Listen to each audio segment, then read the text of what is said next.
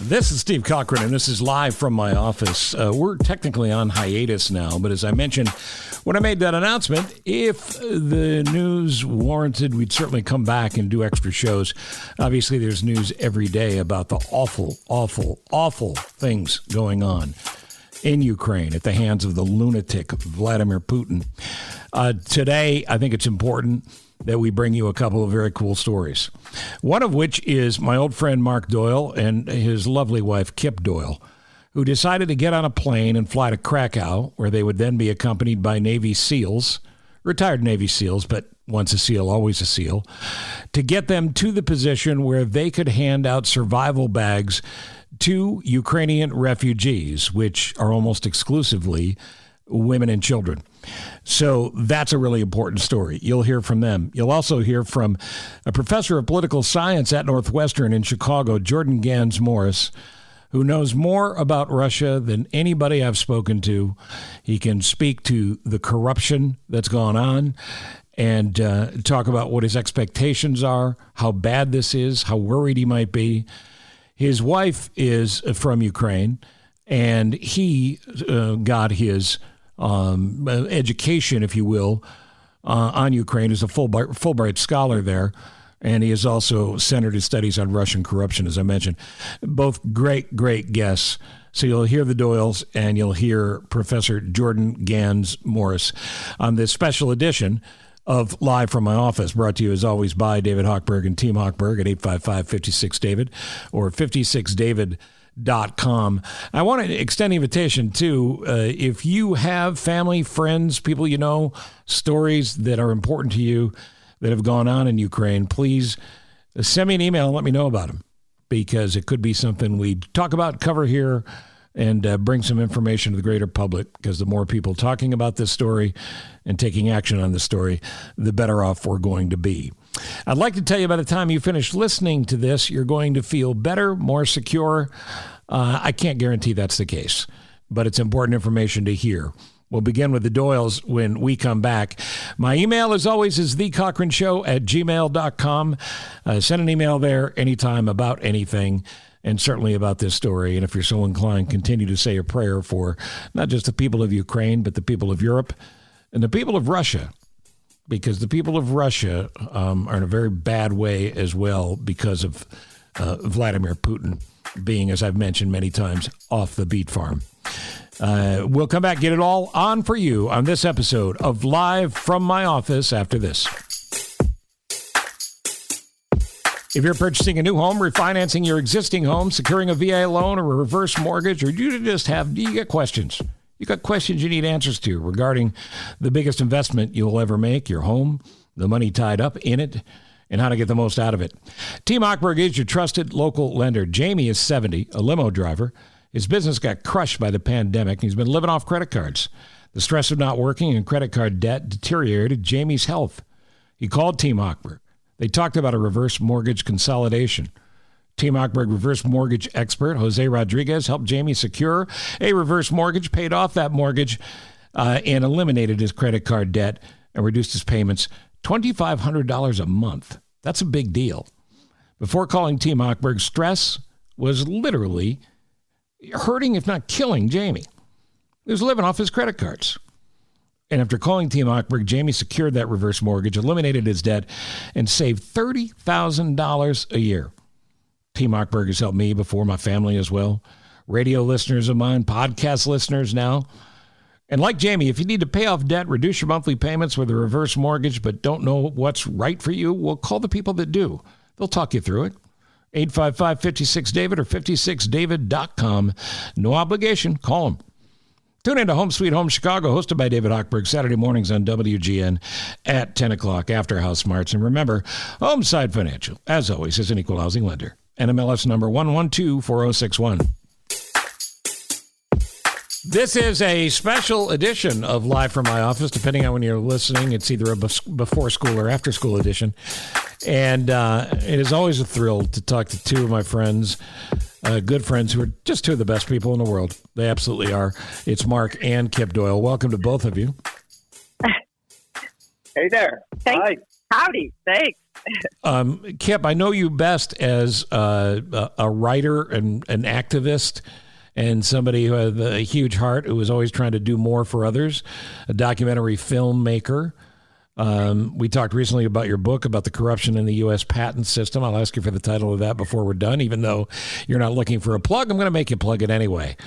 And Mark, you started Rags of Honor. You and Kip have spread that out to additional benefits for veterans who are here and trying to reestablish your life. I assume the Rags of Honor business, Mark, has done well by these vets?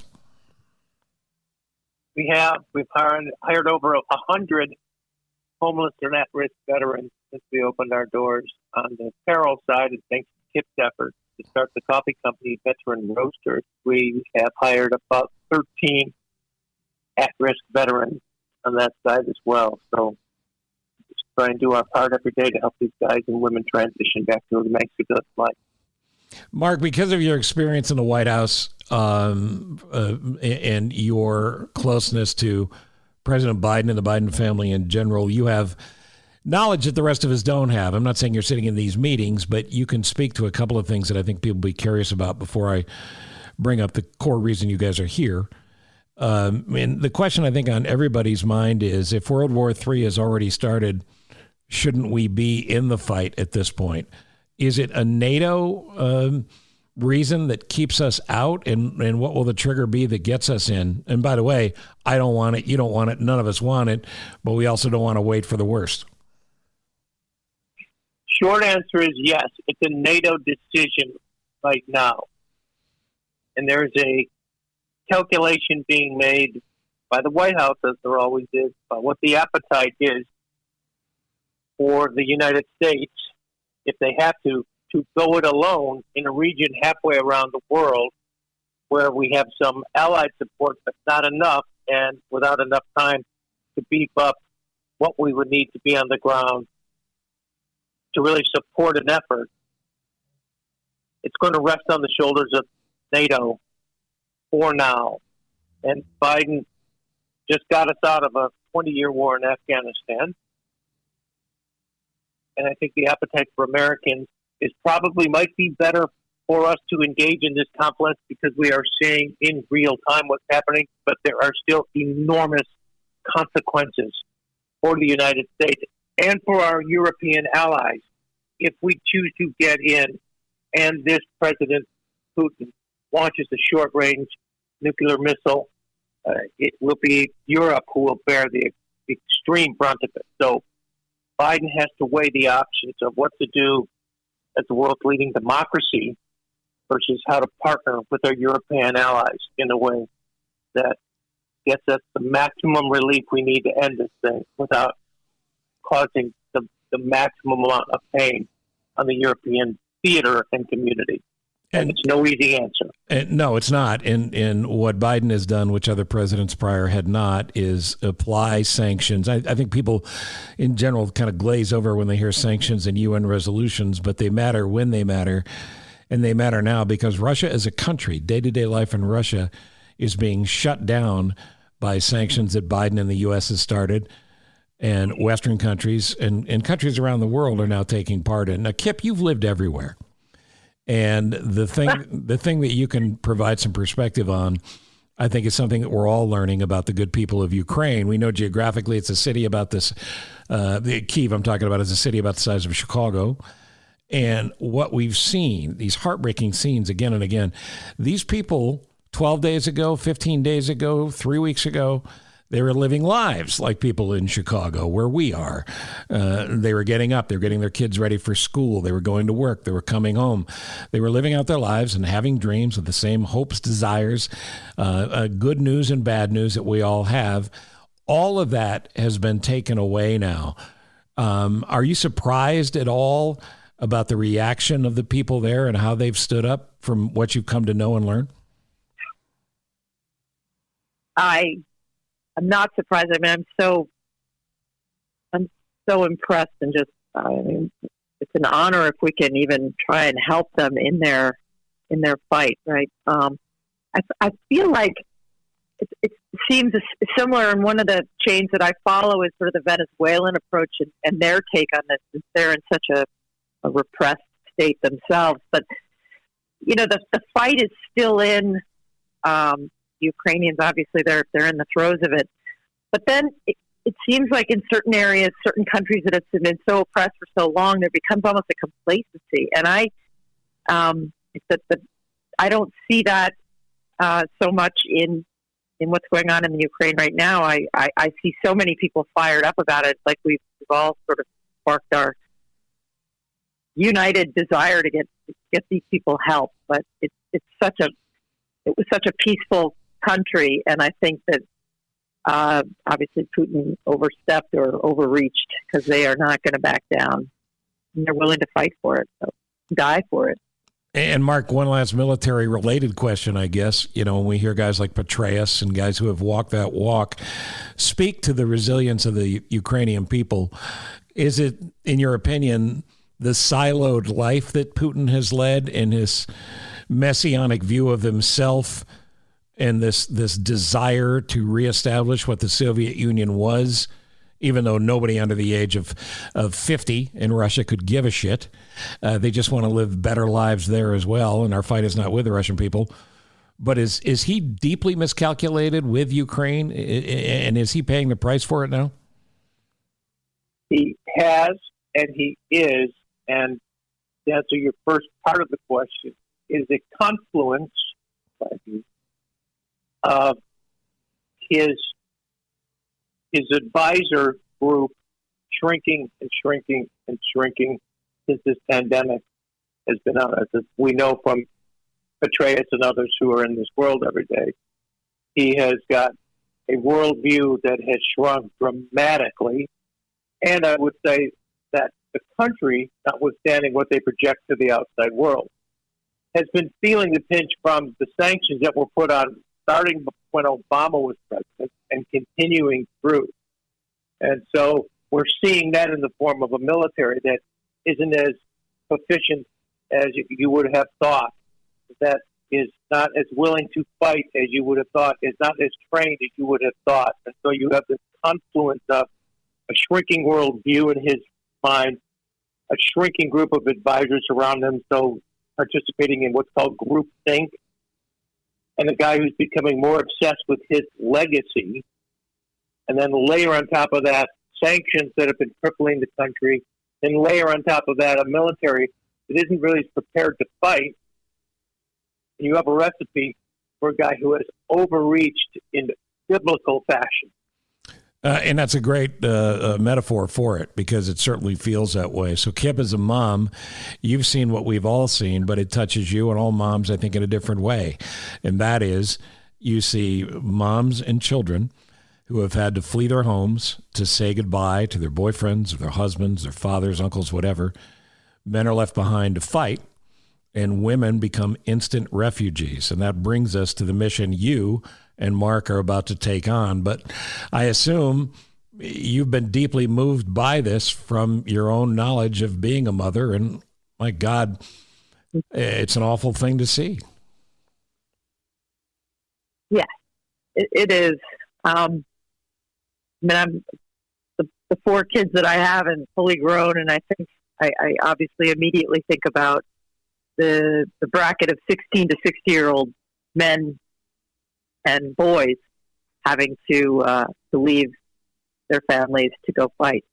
I can't imagine, and I just can't sit here without. I'm deeply moved, yes, and I'm so upset about it for these poor women and children and boys, right? But there's just something we can do, so we're going to do it, and I am embracing, the energy of kids at schools, local schools. My niece, she's trying to get her classmates around, trying to provide us with support to go do this. But it takes everyone. So I think we're all feeling it, not just the mom, but these are friends who are losing friends, et cetera. So it's just affecting us all. So we got to do something about it. And I know you guys well enough to know that, well, many of us wake up and decide if we're going to go to Lowe's to pick up something from the hardware store or go get some groceries or see a movie or stay home and binge a TV show. It's not that we don't care, but I truly mean this when I say this. You guys care at a higher level, and that's not a shot to me or anyone else. It's just I know you wake up thinking about this. You think about it all day, and you think about it when you go to bed. So the other day you woke up, and you rolled over and you said to your husband, Mark, okay, let's go to Ukraine. Let's go to the border, and let's help these refugees as they're coming across the border. So Mark or Kip, either one of you, take the ball here and tell us what you're about to do. Well, I'm going to back it up one step and I'll let Mark tell you what we're going to do, but I'm going to tell you where it came from. One of our veterans, the terrific and very talented designer, Jimmy Cuckoo. And Jimmy and I were talking, and I said, geez, these images, et cetera, the blue, the yellow. So he said, hey, I saw this image of a Ukrainian female soldier with a yellow and a blue flower in her hair. And so he showed me the image, and then he took the flowers and we transferred it onto a shirt, and we wrote prayers for Ukraine, and then we wrote glory to Ukraine, glory to all on earth, which is their slogan, their country saying, and we put it in Ukrainian. So we came up with a shirt, and it was because of Jimmy, and it was because these veterans care so much, and that's what this is all about, right? That's what the tendency that we're seeing, a trend of the veterans in this country going and heeding the call to join and fight for the Ukrainians, with the Ukrainians. So it started with that, and then we were approached by a group of veterans, I think Special Forces guys, and who saw the work we had done with this T-shirt, and they know our mission is to help veterans. So they approach us to help them. And now I'll let Mark fill in what we're doing. Well, and Mark, before you answer or continue, I will remind people, I've told the story many times with you on the radio and on this podcast, live from my office. You told me at one point you were going to go and embed in Afghanistan, and you did at the height of the war. And that changed you as a person. Through that, your Lifetime Achievement Award was meeting Kip and marrying her. and you guys together continue to do this good every day. But you're about to do something which on the surface makes that conversation, Mark, we had many years ago where I told you, I think you're crazy, but I know you're going to do it anyway. This seems very dangerous, very risky, but I'm not surprised that you're doing it. And I know a lot of us can help. So the target date is Friday, and you'll be leaving for where? We're leaving for Krakow en route to the Ukrainian border with as many supplies as we can bring with us. And the genesis for this was, as Kip said, the T-shirt first, and then a call from a veteran said, do you think you could help us with your nonprofit? We're looking for a little bit of money and maybe some help. I said, of course, Rags of Honor 1 is our nonprofit that we use to help veterans across the country transition back to civilian life. And we talked to them Tuesday night. This last Tuesday, the court we're in, I'll get you some cash this week. I'm driving downtown. Dick calls me on the phone. She goes, hey, I got an idea. Okay. What do you think we should go with them?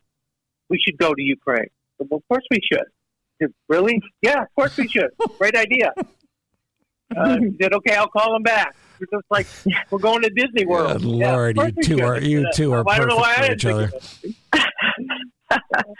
And so well, I can tell you that, it means more to do something like that. We actually have these, we have files, and we have, we're supposed to go to see one of the kids graduate, and, COVID stopped that. I'm like, we got to use the miles anyway. Let's just do this. So I'd much rather do something like this than anything else. Sit on we are so blessed in this country, and every day we wake up to our freedoms, but we also get to do cool things. But these people, I can't watch one more minute of these elderly folks and these young babies, and it's only worse every day. So I'm glad he's in he's up for going as well. Yeah. So we're leaving on Friday. So for your listeners, what you can do is either go to ragsofhonor.org, and all the money that comes in, I'm going to pull the cash out. We're going to take as much cash as they'll let you bring into the country, and we are going to fill 9 sea bags full of tourniquets, bandages, betadine, batteries, hats, socks, hand warmers, much as we can literally pack in the military sea bags and bring to the airport. We'll be met on the other side by 2 former Army Rangers who have the logistics figured out with 2 vans. We load the vans up. We load and go down for about the 60-mile drive to the border, and then set up shop and try to get these refugees just at the bare minimum clothing. We're going to bring coffee. We're going to bring cash if we need to put people up in hotels, whatever it takes. And by the way, we bought a one-way ticket. So we don't know how long we're going. We'll stay until we think things are at least modicumly under control, and then we'll come back. Yeah, we'll stay. And pardon the stupidity of the question, but is there such a thing as the Krakow Target that you can run over to and refill these sea bags and go back and do it again? Yes, there is. There is a version of that, and we have, if the team gets on the ground on Wednesday, and one of the fellows, just to put this in some perspective of how well we will be positioned, he was the Ranger of the Year in 2007. So I feel pretty confident that this fella is going to have the situation scoped out on, the best routes in, best routes out, escape routes, and where we can get supplies that we need in Krakow and along the way. And since it's only about an hour drive, and assuming we don't get martial law because of any incursion further north, my hope is that we dump these 9 bags, we've got cash, we roll back in the Krakow, reload, and come back to the border. And these sea bags, as you describe them, I want people to understand this is not just your basic duffel bag. These things are huge, right?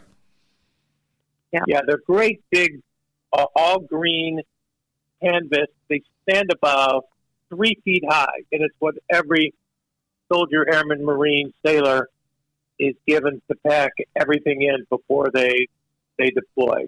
And when you learn to fold like military guys and women learn to fold, you can pack a whole lot of stuff in these sea bags.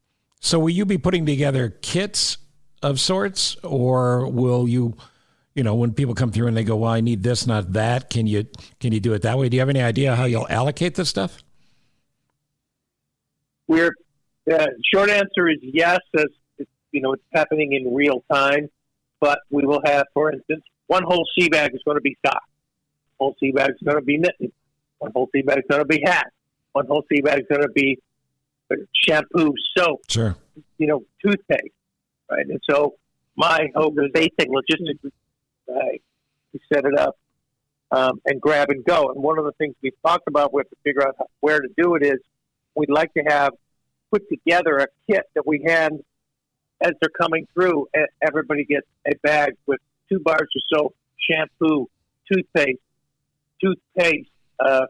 toothbrush, basic things that they will need after walking some for hundreds of miles. But we may need to do that on the ground. Bring it all open and then put these kits together on the ground in real time when we get there. My understanding is the climate is a little colder than Chicago, so it's not perfect weather this time of year. That's not going to slow you down, I assume. Not ideal. We were at the store yesterday buying thermal underwear and boots and mittens. Is there a chance we're going to be able to speak to you from there, Kip? Do you think we'll be able to get an update? Yeah, we absolutely hope to be able to keep the phones charged. We were told that like the portable charging stations or, like a battery charger is a good idea. So we'll have that. And absolutely, we'd love to be able to keep everybody informed. It's tragic, but at the same time, information is everything, right? We want everybody to know there's a list. There's a list of things. This is tactical gear, and they've posted a list on even Amazon. It's the website, the Instagram group is A2, the number 2B _ Ukraine, and A to B _ Ukraine. If you go to that site, they have a list on that takes you into Amazon of things that we're looking for.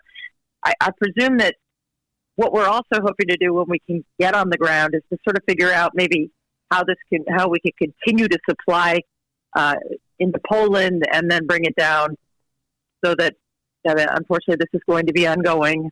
So whatever we figure out, we might be able to just ship straight to these areas if it's in Krakow or in other areas in Poland, and then bring them down. That, I think, is the most important thing, is how can we get these supplies and materials close as we can to this group. I know there's a lot of people in the moving parts. I made a donation to your secure site yesterday, as did my brother Mickey, who you guys know and love. Rags of Honor. We just looked it up. Thank you. Yeah. Well, there you go. Thank you so much. You hear how they light up when they hear Mickey's name. Ragsofhonor.org is the secure site to go to. Obviously, I invite you to go to ragsofhonor.us because your money there does great things. But this is clearly a fluid situation. And if somehow plans change and you have to rush back, or you get halfway there and you have to come back, every dollar that you donate is still going to go to good use in getting supplies there one way or another. I anticipate you two being there, and Kip trying to talk Mark out of his Rambo headband, his head wrap with a bayonet in his teeth, to keep you safe. But God bless you both for the risk you're taking and the good work you're going to be doing here. And I really want people to get involved. $1 makes a difference. I mean, whatever you have, it's hugely helpful. And again, ragsofhonor.us, you can make a secure donation in about 2 minutes right there. Is there anything else we need to know prior to you guys hitting the road? That's that. You just said it all. Ragsofhonor.org is the secure site. And as Steve said, literally every dollar will go toward buying something for somebody who needs it. So thank you, Steve, for all stepping up. Thank you so much. Yeah, and thanks for helping us. I don't sleep that well now, so be thinking of me and take care of yourselves. We will. We will keep you posted from the ground. Border. No, I do want to do an update. I really do. So I hope you'll be able to do that, because you're obviously always welcome here. Ragsofhonor.org. You can go there right now, and whenever you're hearing this, and make a donation. And Kip, I know you're not here to plug your book, but please mention it. It's an amazing piece of work on our messed up patent system here. What's it called? Oh, thank you. It's Blood in the Water: America's Assault on Innovation. Yes, it's about the shattered patent system in our U.S. country. With amazing stories about people who've been caught up in it. God bless you both, as I said, and do stay safe. And if we can help you even prior to leaving, let us know. But I want to thank everybody for listening and for stepping up to do the right thing as Mark and Kip Doyle head for the Polish-Ukraine border to do their part. And thank you for doing it, you guys. Thank you. Thanks, everybody. Thank you so much. Thanks. Thanks. God bless. If you're purchasing a new home, refinancing the one you're in, securing a VA loan or reverse mortgage, you need to do what I did. Call Team Hochberg, your trusted local lender. Chuck's a Navy veteran married to Patty. Both are retired and, frankly, barely surviving off their monthly Social Security distribution. Patty called and said, look, can we consolidate our mortgages? We got a first and a second, and we got $30,000 in credit card debt. Team Hochberg's not like other lenders. Team Hochberg didn't say, I'm sorry, I'm having trouble with the line, and hang up on them. Team Hochberg gets it done, solves the problems. And Team Hochberg loan officer Sarah Ruffer secured Chuck and Patty a cash-out VA loan and reduced their monthly payment over $500 a month, $6,000 plus a year. Before calling Team Hochberg, Chuck and Patty were struggling to pay those mortgages and credit cards. After calling, Team Hochberg helped Chuck and Patty combine their two mortgages, consolidated their credit card debt into a VA loan, and saved over $6,000 a year. Team Hochberg has helped me, my family, thousands of my listeners through the years, and thousands of you podcast listeners now, all trying to survive, and many of you on limited retirement income like Chuck and Patty. Look, you need to pay off debt, reduce your monthly payments. There's a lot to figure out there. Let the people do it who know how to do it and who actually care about you. That's the people at Team Hochberg. 855-56-DAVID or 56david.com. And remember, you can listen to Home Sweet Home Chicago, hosted by David Hochberg, Saturdays after House Smarts at 10 a.m. on WGN Radio. Homeside Financial, an equal housing lender. NMLS number 1124061.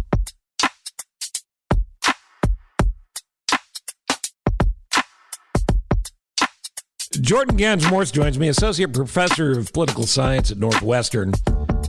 Tremendous focus on corruption in general. We're going to get into that, get into the rule of law, get into the economy and the money part of it. But there's really nobody better than Jordan to talk to about this now. And it's important to Jordan, as he has expressed to me before we recorded, to get the message out so that we all have a greater understanding of this. He has family connections that are affected.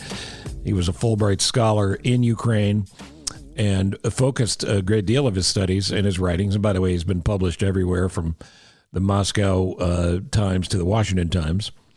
And it's a pleasure to welcome you to the show. I can't imagine the stress you're under, so thank you for taking the time to do this.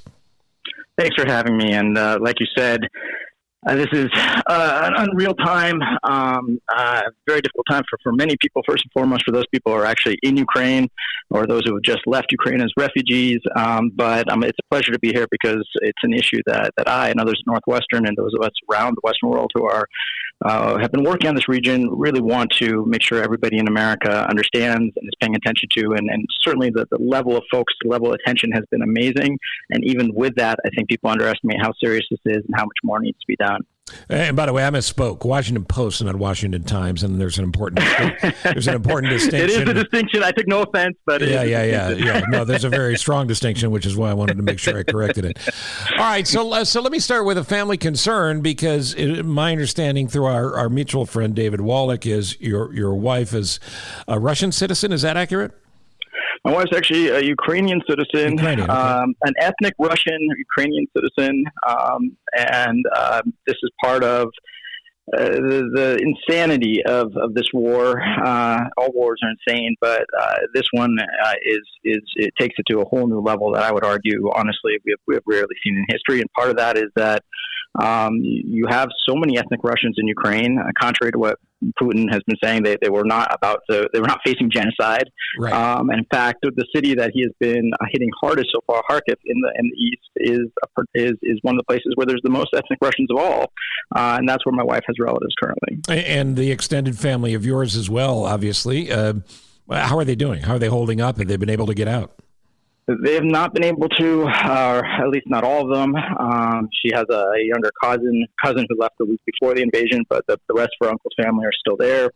As you probably know, no males 18 and over or 18 to 60 are allowed to leave. And quite honestly, with a handful of exceptions, many of those I've talked to have no desire to. I can get into this more if you and your listeners would be interested, but the number of people who not only have stayed, but that I know who have literally ran back to the war, and we see this in the local press. There's so many Ukrainians from here, but people who rushed, even though they're in the Chicago area, just a week before the war began, rushed to make sure they were in the country before the invasion began, so they could be there to help.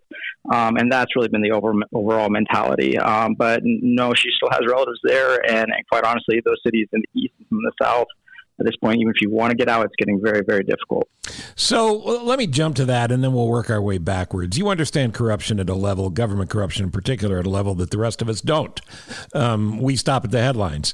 You've done the deep dive, you've done the digging, you've done the hard work and the heavy lifting. I've always thought of, and I'm involved in this on a level deeper than most, I've always thought of Putin to be a very bright man, a man who was very image conscious, and a man who, while he was clearly corrupt and a murderer and a thief, he would not do something to jeopardize his own good life. I have no comprehension of why he's doing this and why he's doing it now and how he thinks it's going to end. Can you talk to me about that? I can, but your amazement and astonishment and concern is something that I probably can't allay, because those of us who've watched him for a long time are pretty much in agreement with much what you just said. Something's different, and that's what makes all this even more scary than it would be otherwise, is that it really seems to... Obviously, this is, I don't want to engage in armchair, psychiatry, but it seems like something snapped. I just don't have an easier way to convey it. Yeah, he's off the beet farm at this point, Jordan, and that's not good for any of us. That is not good for any of us. And so, I can give some sense of one possible explanation that makes it less insane, but still is disturbing, and any other explanation basically comes down to him really truly being, just bonkers. But the explanation that could be semi-sane if we give him some benefit of the doubt. We have to first start back a little bit in that, certainly we know he lives a very good life. And there's estimates that he has lots of money hidden away. None of those have been proven, in part because he's either much more careful than any of the other leaders who show up in the Panama Papers and the Paradise Papers and things like that, and or he literally keeps none of his money in his own name or even in any way tied to him, but just as people who either he trusts enough or who are scared enough of him that he can keep it in their name, and we'd never truly know, but he can trust them because he's Putin and he can be scary, right? So that all makes sense, but he's always had another aspect to him, and it is a kleptocracy, but it's not just a kleptocracy, and it really hasn't ever been, even though there's some people in the West who make it out to be just a place that's all about Putin and his cronies' corruption. They are corrupt.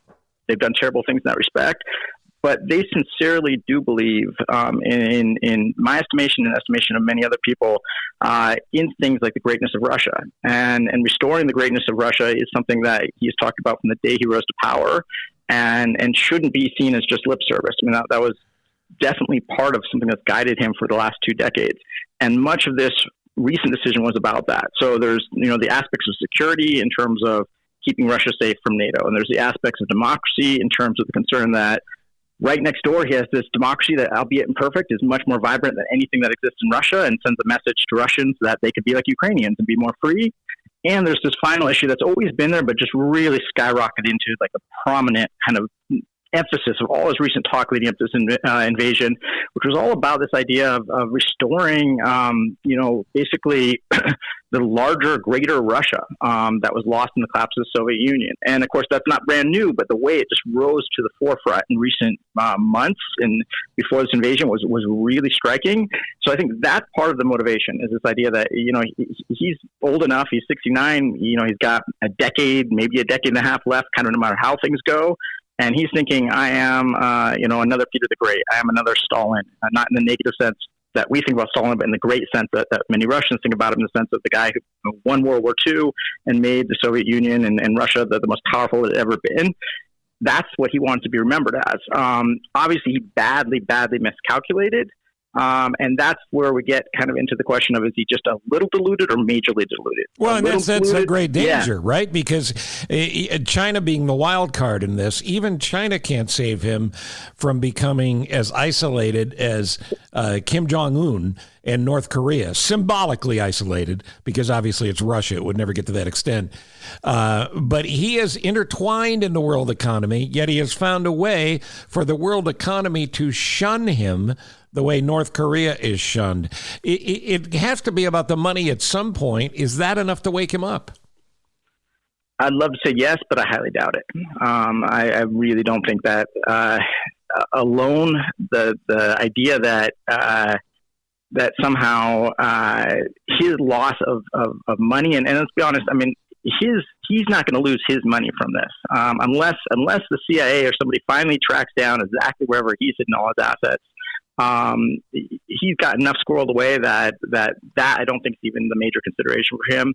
The bigger consideration is, are the sanctions going to bite hard enough that either other elites or the people themselves get so frustrated they finally turn on him? That I think is really goal one of the sanctions. And at this point, goal two is just to reduce the resources at his disposal so he can't wage hell on the Ukrainians. Yeah, and the thing that this nightmare that the people of Ukraine are going through has to be stopped on some level. And it's so complex to get involved and to stop it. But yet, I would argue we're already in it. We're in World War III. I suppose if we got involved in a NATO-like mission now, he could use that as propaganda, as that we started it as well, and the same lies he's telling about Ukraine. So when he gets up in the morning, does he think military first, or does he think big picture? Because I don't want to compare him to Donald Trump, who's a flat idiot. But Donald Trump gets up every morning and thinks, what can I do to benefit Trump? I never put Putin in that category. I put that as a secondary benefit of how he handled his job. Keep in mind, we don't know if I agree 100%. Okay, so what is motivating him at this point? Because even if he were able to take back a portion of the breakaway countries, he can't afford to keep them. And that's where it comes down to this idea that even if his grander understanding of the world isn't just diluted in terms of the reasonability of these goals in the 21st century, and in terms of, let's assume he hasn't fundamentally snapped in the sense of, he's detached from reality. Let's assume that he's still a sane person, but he's just really badly informed by either his intelligence in the sense that they aren't feeding him the information that he needs to hear because they're afraid of what he's going to say because it's not going to make him happy, or he's getting it and just won't believe it. But the only possible way for him to take this maximal approach, this all-out total war type of approach, as opposed to something much more limited, and he had other options, right? He could have just recognized separatist territories in the east and kept it at that. That would have been bad in many ways, but it would not have been like this. The only way for him to do this is to be diluted in his understanding and his estimation of what Ukraine was going to do and how much Ukraine didn't want to be part of Russia or have any sort of puppet government. And that's where the delusion comes in. And again, it's one of two things, or I guess one of three things. One is that he's just not getting the information. Two is he's getting the information, doesn't believe it. And three is he's just fully off his rocker. Is there a possibility, you mentioned a possibility of the people rising up, sort of an Arab Spring type of thing? That takes time, especially with a shutdown media who are only being fed one story, and the story's bullshit. But having said that, his inner circle, not the oligarchs, but the circle of secretaries around him who have nice lives, but they're not oligarchs. They're not millionaires and billionaires. When they suffer at a level they haven't suffered in a long time, is there a chance, I don't want to go movie of the week on this, but is there a chance somebody turns around and puts a bullet in his head? Could he be killed from the inside? There's certainly a lot of people hoping. And the reality is anybody who tells you they have a theory about this is just guessing. Although maybe there's someone deep in our intelligence service, given that we somehow were reading their mail for the last half year, right? Because intelligence leading up to this was just unbelievable, right? I mean, we knew down to the hour when things were about to happen on the side of this preparation. So maybe someone deep in our intelligence operations has some sense of who right around him is thinking what. But certainly any of us on the outside are just guessing. There's a lot of hope that could happen. I don't see that happening anytime soon. There's just a fundamental coordination problem, right? If you're in that inner circle of being, you probably are guessing that several of you are up for this. And if several of you are up for this, this could work, right? Putting a bullet in Putin's back. But if you're wrong, there's enough of the other guys are still on Putin's side, you're dead, and probably worse, right? So somehow you have to, get around that classic problem that those right around a dictator who's gone a little nuts have, and that's not easy to resolve. There's been hope for this, but I wouldn't say that there's any evidence that that's about to happen anytime soon. Could that change? Yeah. Could that change in particular if we get to this horrific scenario where things escalate to the point where Putin actually says, to his military, hit the nuclear button? That would be something I would really hope. But again, unless you got some connections way deeper in the intelligence services than I have, I don't think we can get a definite answer on that. Well, and the concern with Trump when he was running the show, in quotes, was that he could order a strike. He didn't even understand why limited nukes couldn't be used. I mean, we don't have time to get into that level of stupidity. But there was I don't want to make this about America. But I think we should, as horrific and disturbing as what's happening right now is. And I want to emphasize, to anybody listening that I still see, again, there's enormous support for Ukraine. It's remarkable, and I know Ukrainians. I mean, I'm in touch with people daily, and they know it, and they are grateful. And they're a smaller country that's been begging for the world's attention to what Russia has done to them since 2014, right? Like, Russia already invaded Ukraine. It took Crimea, and everybody sort of understands that, but everybody's like, well, they kind of took it, but they didn't have to fight for it, so it must not have really been an invasion. But that is an invasion. And then they started, additional invasions where they used their special operations forces to start uprisings in eastern Ukraine that, fell into these little frozen conflicts where these self-declared states were backed just enough by Russia to keep the civil war going from 2014 onward. So they've already been invaded, and no one really listened. So they are very proud of what they're doing right now, and they very much are, appreciative of what the world's doing. Yet if you go on social media, you still see people saying the kind of typical comments of, war's complicated. There must be two sides. There must be this, must be that. And listen, I normally agree. And I'm an academic, and I'm the type of person who can take 3 hours to decide which store to go to and write, long lists of the pros and cons of each. But I'm telling you, there has not been, since World War II, a black and white issue like this. This is such an unprovoked, unnecessary level of aggression. And it's not just, there's many ways Putin can wage a war against Ukraine. He is bombing the hell out of their cities, out of their civilians, out of the ethnic Russians that he's supposedly protecting. So just want to make that part clear because, despite all their support, it should even be more clear-cut to most people than it really is. So that's one thing I'd put out there. Does he listen to anyone? And I know he gets strategy from people. He makes his decisions. But is there anyone on the inside that goes, Vladdy, we've gone too far? Does he have anybody in his life that has that kind of impact on him? All evidence, and obviously this has become one of the the most difficult rulers in the world to have real information about as the circle has gotten smaller and smaller and smaller. But there seems to be decent evidence leaking out that all the way up to very, very high levels of Russia's elite and even the military, they did not expect him to actually go forward with a large-scale invasion until he actually gave the order. And that order likely, again, I wasn't sitting in his room when he, made the phone call or whatever it was. It certainly wasn't a text because, quite honestly, it probably wasn't even a phone call. The guy, by all accounts, is super paranoid. He doesn't use electronics, period. Right? This is not Donald Trump. And my sense is that he is really woke up and decided, yep, individually it's up to me, and I'm doing this on my own. And going back to the Trump thing really quickly, because I don't want to make this about U.S. politics, but we should be grateful that we have somebody, whatever someone may think about Biden, that we have somebody with a professional apparatus who is aggressively dealing with this and has been really aggressive with things like the declassification of intelligence information to keep taking Putin by surprise in the lead up to the war. That was really unusual, really novel, and really effective. But if we had another madman in our White House going head-to-head with a madman in the Kremlin, this would be nuts. I would be trading my cash into gold and fortifying my basement because we would be in a world of trouble. Yeah, and we're not out of that world of trouble yet. No, we are not. We are not. Right. We are already very close to that, and that's with one sane president at least. So the nuclear part of this, I dropped my point when we were talking about this a second ago, but Trump, we were protected from Trump's moronic behavior and his lack of knowledge because there were literally generals and leadership in the military who would not have pushed the button. They would not have said, yes, you have the codes, we're going forward. They would have defied the order. Do we have any sense that Russians in those positions would do the same?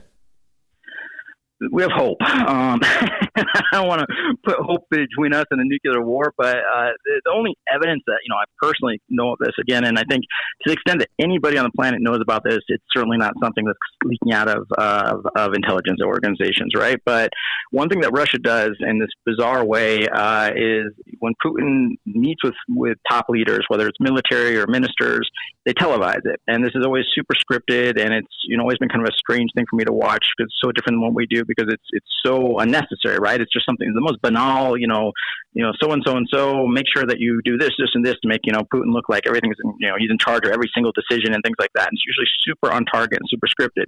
He's been doing that in the lead up to this war, and since the war has begun. but the script is completely out of whack. And so when he just recently, got lots of press, he raised the nuclear readiness, right, of the readiness of Russia's nuclear forces. For what it's worth, this is not my area of expertise, but the phrase he used isn't even a real phrase. Which goes to the kind of state of his mind, in that it wasn't like he raised the, DEFCON 4 or whatever it is in the movies or something. Like, the phrase he used, all the experts who work on these type of nuclear issues, I understood it, were like trying to figure out what that means, because it's not an actual military term. And as far as I can tell, nothing changed after. It wasn't like missiles didn't start getting moved around, or it was just Putin spouting off in this really dangerous, almost Trump-like way. But the part that's significant here is that on television, they're showing him with his Joint Chief of Staff, Gerasimov, and his Defense Minister, Shoigu. And on their own television, which then goes broadcast all over, the Joint Chief of Staff, Gerasimov, goes white. I mean, he just goes white, and he doesn't even respond. And the Defense Minister's mouth drops open, and he finally, after a long pause, goes, yes, which is like, yes, sir. And that to me was, if I got to be believing in something at this moment, that was a little bit hopeful, right? Is that they, didn't seem to expect this. This was escalation that was way too early in a conflict. And Putin's justification for it was that NATO had made aggressive comments, not aggressive actions even, aggressive comments. And so he was raising nuclear forces readiness in response to aggressive comments, which in and of itself is an insane statement. And his own military seemed surprised and hesitant about that. So, yes, that would be one thing that I'm certainly hoping, if it comes to that there is somebody who, like you said, is willing to basically put their career on the line to save the world. I wish we had something in between Putin and us better than that, but that's maybe something. And what comes to mind is, because the Hitler comparisons are completely legitimate, is Valkyrie and Colonel Stauffenberg. And the fact that attempt was made on Hitler's life. Multiple attempts were. But it seems that a direct parallel line could be drawn there. So I know we're going to run out of time quickly here, but I have to ask you a couple other things. One is China. The China piece of this is huge. China's business model is much different than Russia's. They don't seem to be interested in grabbing land. They want to control the world's economy. They want to control technology, all of those things. How deep is this partnership, and how willing would China be, with their own corruption, to go to the mats for Putin? So this is the not $1 million, but the bajillion dollar question, right? There's only one power in the world right now that could actually, short of something like an uprising or a palace coup, put an end to this, and that's China, right? If China just 100% pulled its support, pulled its support in the UN, pulled any, said to Putin, we're giving you no economic support, we're not bailing you out, we're not taking your oil, we're joining the sanctions, everything that the West is doing, we're on board with them. I'm not saying it's going to happen. That's not going to happen. But if it did, Putin would be done. This would have to end one way or the other. Maybe it ends again with him freaking out and lashing out, and we're back to the scenario where we're hoping for his military not to hit the button. But one way or the other, he would be done. China's definitely not going to do that. The real question is there some way for the West to get to them enough to convince them and pressure them to slide just far enough, at least, in the direction of the West to help Putin that much less, the sanctions hit that much harder, to get to his ear that much more, to make it clear that he really doesn't have the support maybe he thought he had going into this. There's a big debate about what the Chinese did and did not know. There were some reports that came out once Putin fully invaded, saying that the Chinese did not expect him to actually go forward with this. Then there was others that came out saying that he had discussed it with them, and they just had said, just don't do it until the Olympics are over. So there's been contention on that issue. If they were caught by surprise, or that maybe they thought that they bought his story, which was probably, yes, we're going to invade, but don't worry. 2-3 days, all the cities will be under control. It won't be that much bloodshed. Ukraine's a tiny country, which is not. It's 40 million people, right? But compared to Russia, it's a tiny country. The West is weak. They're not going to be able to do anything about it, and it'll all be under control. Have a small insurgency, but don't worry about it. Maybe they bought that story, but they're now looking at something very different, and they can't be super psyched. So I don't have an easy answer, but I can certainly agree that one of the pivot points in this whole crisis is where China falls. The one other thing I'd just say about this is, I agree with you. They have a different economic model, and at least they say, and this opens them up to kind of the legitimacy of their own model. They say they're for peaceful development and for this more economic rather than geopolitical approach and so on. They're not demonstrating that right now in this crisis, but they also have, of course, the issue of Taiwan. Right. And which way this goes with Ukraine has a huge impact on that. I mean, if Ukraine punches Russia in the face and sends them running home, it's going to really affect how China thinks about Taiwan. If Putin had just run over Ukraine with, which already hasn't done, but if he had run over Ukraine in a day or two and the U.S. and NATO had done nothing, we could just say goodbye to Taiwan tomorrow. So that's very much being watched by China, and they have a lot of skin in the game, not just in terms of the Russia conflict, but in terms of how the whole post-Cold War era plays out from here on. Well, and that's also why it's important that Biden has reacted the way he has, because if there wasn't a strong response to this, you would assume that China might make a move on Taiwan sooner, while we are having to be fixated on Russia and Ukraine as well. Talk to me about the Russian army for a moment. There's been desertions. We've seen soldiers crying, talking about they lied to us. They said this was a training mission. What shape is that Russian army in? I think most people watching this are in a little bit of shock. Yeah, I know I was. I mean, they certainly seemed so. If we go through a quick progression, and I know we have a lot. I know we don't have a lot of time, but go through a quick progression from 2008. So Russia, first post real. I mean, they had other military operations. The first invasion after the end of the Cold War is 2008 against Georgia, and this, Georgia's 4 million people, so barely bigger than Chicago, right? And the Chicago greater area, and they of course run over Georgia. They just kind of make a big show of force and go home. But if you actually look at the details, the war did not go well for them. They shot down some of their own planes. There's reports of soldiers that were drunk. It was super unprofessional. And after that, Putin starts pouring money into the military. And everybody kind of, not everybody, there's experts really in Russian military matters who probably on top of this. But even many people watching Russia weren't paying that much attention in terms of thinking that Russia, because of the corruption that you mentioned, things like that, really could be that good at improving its military. 2014 rolls around, and when Putin takes Crimea, it's a different army. I mean, they use special forces. They're not using their conscripts. They have different technology. They look super professional. The operation goes super smoothly, and people really woke up.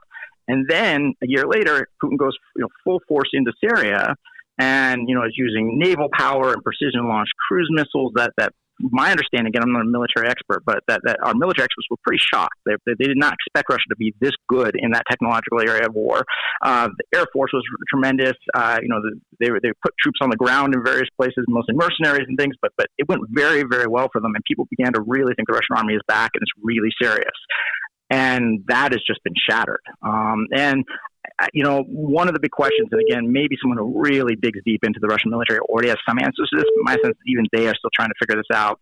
Is it really that the Russian army just is as bad as it looks, or is it that it is very different to go fight a just cause, or one that you believe in, or one that at least is foreign people that are very different than you, than to get dropped off in your neighboring brother country, told that you're on an exercise or something like that, or told that there's a bunch of fascists. And remember, as you certainly know, Zelensky, the president of Ukraine, is a Jew, right? So, right. It's just nuts. This crazy propaganda. You get dropped off, and some of the Ukrainians are shooting at you, and you don't want to shoot Ukrainians. Right. If you're the average Russian, maybe the special ops guys maybe do, the hardcore mercenaries maybe do, but the average Russian kid, of course, he doesn't, right?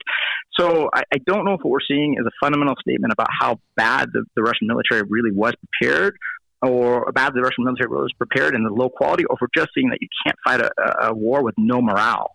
And that's one of the big questions. We won't know that, I think, for a long time.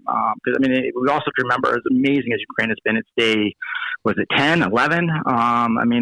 It is still extremely early. The only reason it even seems so long and amazing is that and here, Western intelligence was crap, right? It was amazing about the lead up, but we were told over and over again they could last, Kiev would last 2 or 3 days. It's day 11, and only really some of the southern cities are under Russian control, and even there, it's not really under control. There's protests every day where they're chanting "fascists go home" and things like that, and refusing, even though they're on the verge of starvation in some places, to take humanitarian aid from Russia. So Russia's really in trouble. The effort of I'll leave you with this: the Ukraine people and the effort they've made is just so inspiring. It's heartbreaking, it's inspiring, it's inspirational, it's crushing, it's every emotion all in one. The great sense of humor, I mean, who doesn't love the fact of painting over road signs, removing road signs, and saying in their language, fuck off and go home. It's just been brilliant. But they can't last all forever. around. Yeah, and they can't last forever in this circumstance. So hopefully the help and the world help will continue.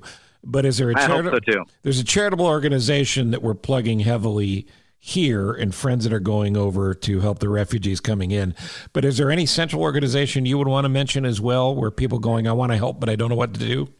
Yes, absolutely. So Kiev School of Economics is one of the premier organizations there, and at Northwestern University, we've been in touch regularly with their scholars. They were, I mentioned this briefly. Let me just, say this because it deserves mention. These guys not only, some of them ran back to the war from, being in the United States, as did, it should just be mentioned, famous Ukrainian singers who were on tour and things like, they just all rushed home, and there's, images all over Twitter, as you've probably seen, or other social media of, they're pop stars in, military gear out on the barricades, right? Because they had to get home and fight for their country.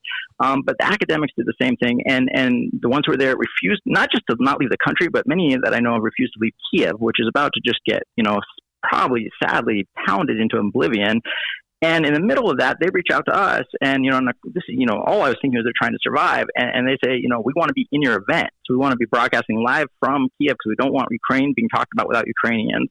And so these guys are started doing that, and then they went a whole another step and said, we're going to show the world and basically a big FU to Russia that even in the middle of a war, we're not shutting down our operations. And in fact, we want everyone to know what we can do in the middle of a war zone. So you see how good we are now. Imagine how good we will be after this. Yeah. And so top universities, top institutions of the world recognize us and join with us after to rebuild this amazing country. And they've done it. So they've got Kiev School of Economics has this speaker series where they're bringing in, it's all Zoom, right? But they've got their president, Timothy Milovanov, who's a respected economist, a former minister of economy of Ukraine, former deputy chairman of the National Bank of Ukraine, and a tenured U.S. economist at University of Pittsburgh. But he's back there for obvious reasons, and he's doing these live Zoom interviews with famous people. Some of them related to the crisis. So we had Ambassador Michael McFaul, the former ambassador to Russia, on there recently, and others are like just intellectuals, famous intellectuals. They just want to say, look, Russia, you try to get these people right now to come talk in your universities. Hell no, there's no way they do it. And yet we in the middle of a war zone can do this. And so they're remarkable. They deserve to be recognized, and they're trustworthy. And they themselves basically are collecting money for humanitarian aid. Oh, brilliant. I can pass that to you by text. I can pass do that. If you have a way to put that online. Text me the link, and I will pass that along to everybody listening. And we have listeners around the world, so it's that's wonderful. I really appreciate that. And then the local ones are great too. I know a ton of people from this area are obviously getting on planes and getting materials over to the Polish border and things like that. So anything anyone's doing to help is fantastic. But this is one organization that I definitely appreciate. And I know there's all the there's the UN ones and everything. And I mean, I'm sure they're doing great things. To me, it's just if I can get money more locally, it means something more to me, because I just don't know how many layers of bureaucracy and things like that there are in the international organizations. And that's not to knock them. I just simply, I do not know. Maybe they're very efficient in doing this great, but I know the people at Kiev School of Economics personally, and I have no doubt that this money is going to the best place it can, because they are literally standing there getting shot at. Sure, and direct and speed is of the essence. Well, listen, Jordan Gans-Morse, you are an amazing man, and I really hope we can do this again. God bless. Anytime, like I said, this means a lot to me, both professionally and personally. And if I can help, people understand what's going on, and I'm certainly not amazing. The Ukrainians right now, like you said, they're the amazing ones, and I'm glad the world recognizes that. I hope the world keeps recognizing that, because as sad as it is, I'd love this to end soon. It's very likely it won't, and then how our attention spans are these days, right? Yeah. It's easy to focus right now, but if this drags on, somehow, all of us and people like you with a voice are going to need to somehow keep attention on this until this is over. And so I certainly want to do my part. Any way you can help, I'd be grateful. I know they'd be grateful.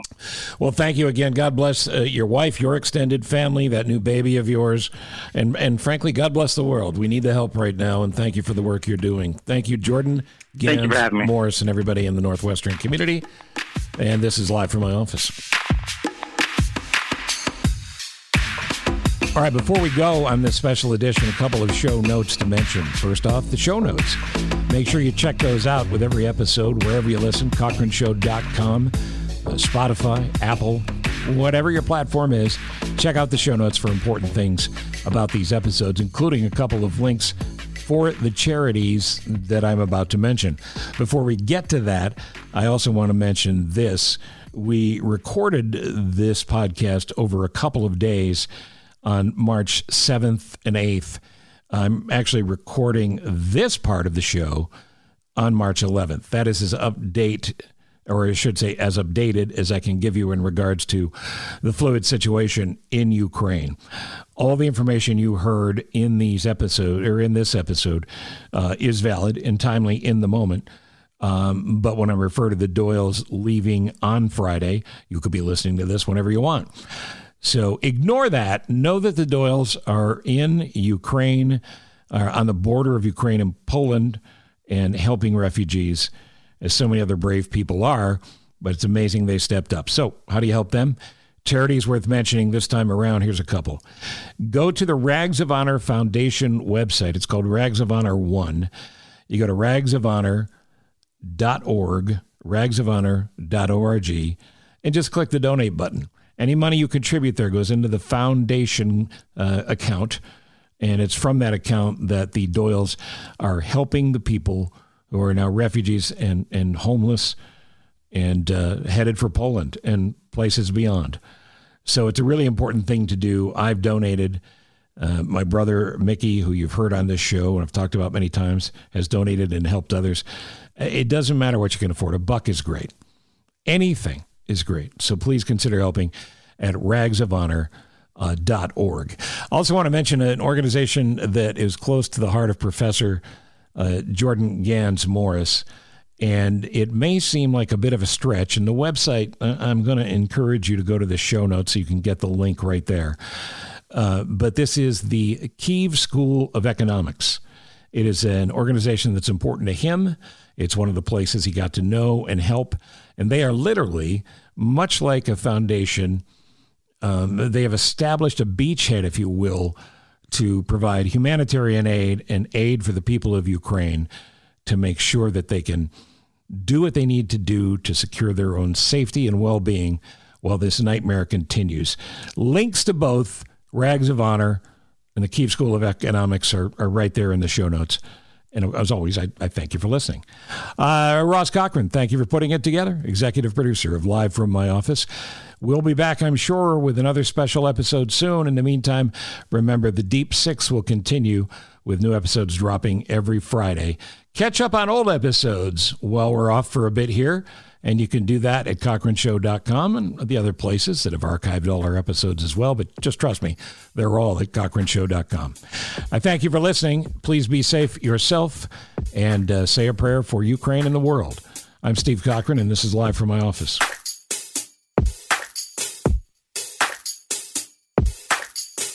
Thank you for listening to Live from My Office, a service of Monkey Run Productions. All rights reserved. The podcast is hosted by Steve Cochran, and it's mixed, edited, and produced by me, Ross Cochran. Steve is available for corporate speaking gigs. He would love to MC your event, and occasionally, he's funny. Thank you for listening. Head to CochranShow.com for more.